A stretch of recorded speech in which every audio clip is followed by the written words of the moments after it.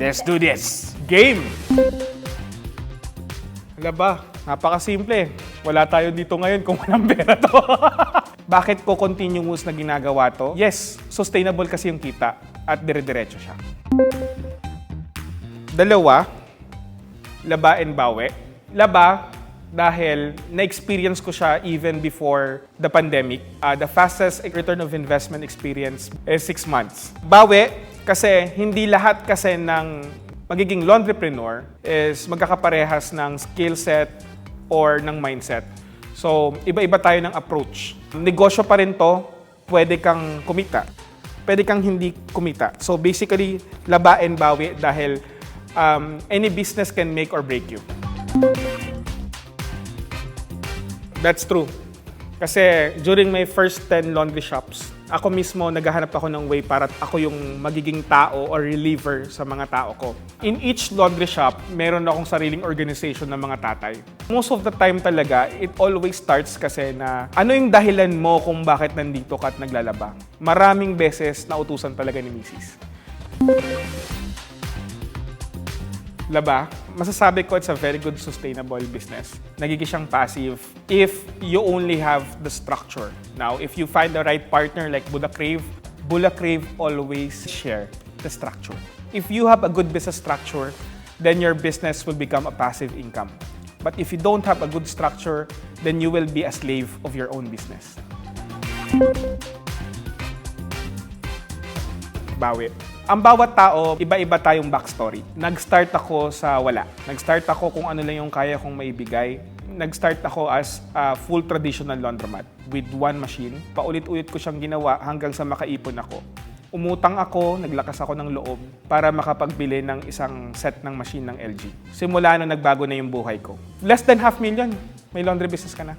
A simple one, the basic setup, entry-level setup, 2 sets of machine. So, sa 2 sets lang, pwede ka na mag-start ng laundry business. You don't need to start zero experience because mini-make sure na ang katransaction namin hindi mag-i-start ng zero.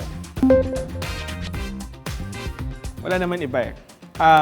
Nasa age na tayo ngayon na gano'n ako ka-importante bilang customer mo. So, kung wala kang maayos na customer service, bakit ako sa'yo pupunta? If there is no good customer service among the options, then wala silang ibang hahanapin kundi yung pababaan nila ng presyo. But if there is a quality service among the options, they wouldn't mind paying more. Kumbaga, alam nila na itong company na to, the product itself, the service itself, is a very good one. Kahit nga sa sasakyan, kailangan ng regular maintenance eh. Even sa katawan natin, yes, regular maintenance po. Napakakailangan po. Dahil po, ang machines nyo ang nagbibigay sa inyo ng pera. And these machines are like ATM machines. Once na nag-bar down po siya or nag-down po siya, yung opportunity loss in every hour is too much. Sayang. Once na bumili ka po sa amin ng unit talaga of LG, naniniwala pa ako kami na nag-iisang supplier na nag-o-offer lang ng quarterly maintenance check-up for the first year for free. Mas masarap pakinggan yung marami kang naging milyonaryong customer kaysa ikaw yung lang naging milyonaryo. Para sa akin kasi, laundry business gives me satisfaction. So, bawi. At the same time, it gives me stress because I am a goal-oriented person. Yung stress na nakukuha ko sa laundry business, it's a healthy stress. The real flex is not millions, big house, mansions. The real flex is when you wake up in the morning, alam mo na meron kang 100 tao na nabubuhay ang pamilya dahil sa sipag at tiyaga mo. Di baling ma-stress ako araw-araw kakamanage neto as long as na-fulfill ko yung mission ko for others. Bawi. If ikaw, isang tao, hindi ka technically able to identify the machine is good or not, malay mo yung nabili mong second-hand na machine is punong-puno na ng dumi.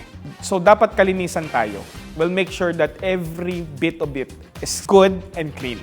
Mahirap po kasi na bumili ka ng isang bagay na walang warranty. So, pag nasira siya, magiging siya disposable. Para sa akin, bawi. Kasi naniniwala kasi ako na you should listen to customers, but you should analyze if the customer is right. There's no guidebook how to deal with customers. Kasi iba-ibang lahi, iba-ibang culture, iba-ibang prinsipyo, iba-ibang attitude. Diba? Dahil ako ay service provider. And bilang service provider, marami na po ako naging kaibigan na customers ko. By showing them the right service, they are opening up to you a lot of things, an opportunity. And having that good relationship is equals to opportunity. More opportunities, more investments, more money.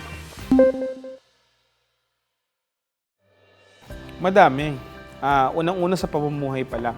Mas nakuha namin yung realization of self-development and self-growth dito sa laundry business na to. Na-realize namin na hindi lang pala umiikot ang mundo sa pagtatrabaho. Meron din palang infinite possibilities pag magnenegosyo ka. It always starts with a small, simple action. I took the business without thinking much. I just let it happen for me. And then the figures and the strategies comes along. You cannot have ideas that are fully formed. It will become fully formed along the way as you work on it. Thank you very much kay What If Studios for making this happen for me. Ayun. Thank you very much to my staff as well na hindi ako iniwan. I know my story is not that very big yet, but I know my passion and mission is authentic enough to every Filipino. I hope I could change the business industry and the mindset of the Filipinos one day.